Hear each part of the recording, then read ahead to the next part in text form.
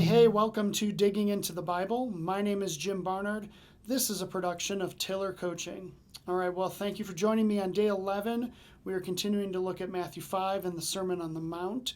Yesterday we heard about purpose. We heard that Jesus' purpose was to come and fulfill the law, and today's section very much goes hand in hand with that. And so I'm eager to dig right into it.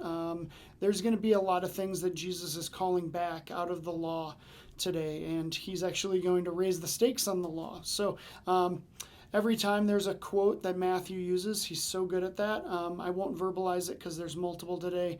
It will be here on the video, so I hope that's helpful. And with that, let's start with Matthew 5, beginning with verse 21. You have heard that it was said to those of old, you shall not murder, and whoever murders will be liable to judgment. But I say to you that everyone who is angry with his brother will be liable to judgment.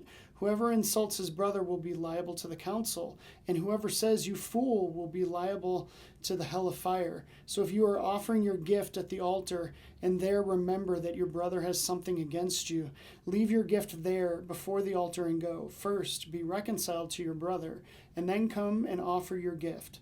Come to terms quickly with your accuser while you are going with him to court, lest your accuser hand you over to the judge, and the judge to the guard, and you be put in prison. Truly I say to you, you will never get out until you have paid the last penny. You have heard that it was said, you shall not commit adultery. But I say to you that everyone who looks at a woman with lustful intent has already committed adultery with her in his heart.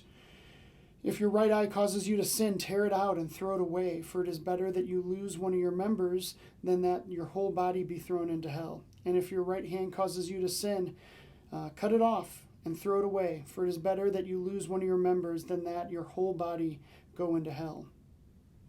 It was also said, whoever divorces his wife, let him give her a certificate of divorce. But I say to you that everyone who divorces his wife, except on the ground of sexual immorality, makes her commit adultery. And whoever marries a divorced woman commits adultery.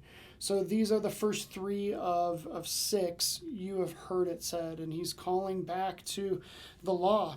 And it seems obvious to me that, in the fulfillment of the law, Jesus is saying, this is what you know to be true. And this is the standard that's set. And it's a hard standard to meet. Everyone finds it impossible to meet this standard.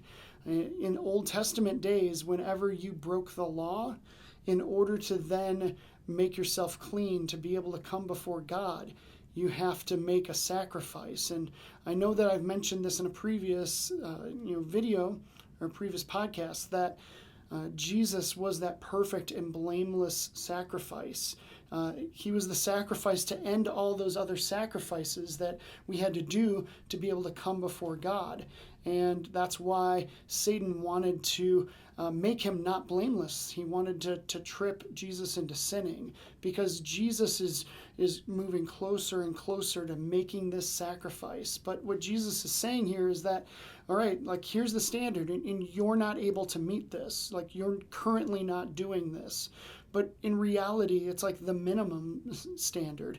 There's a standard way above that you should aim for. And once again, I talk about this all the time. This is like an uber expectation gap. Jesus is saying, your reality is here, the standard is here, but really you need to be shooting for here. And this uber expectation gap you can't meet. Jesus is just preparing us for the reality that we need a sacrifice, and he is that. That is why he is the fulfillment of the law. Whether it's the minimum standard or the ultimate standard, he is the fulfillment in the law, in that his sacrifice is going to pay for all of it. And so these 3 sins of anger, of lust, of divorce, these 3 things are things that we are going to constantly struggle with.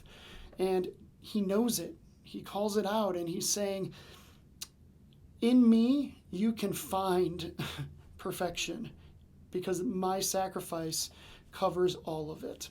So that is my time. I really wanted to keep it to 5 minutes, and I think I pretty much did it. So That's what's up. I will see you tomorrow for a continuation of Matthew 5. Thanks so much.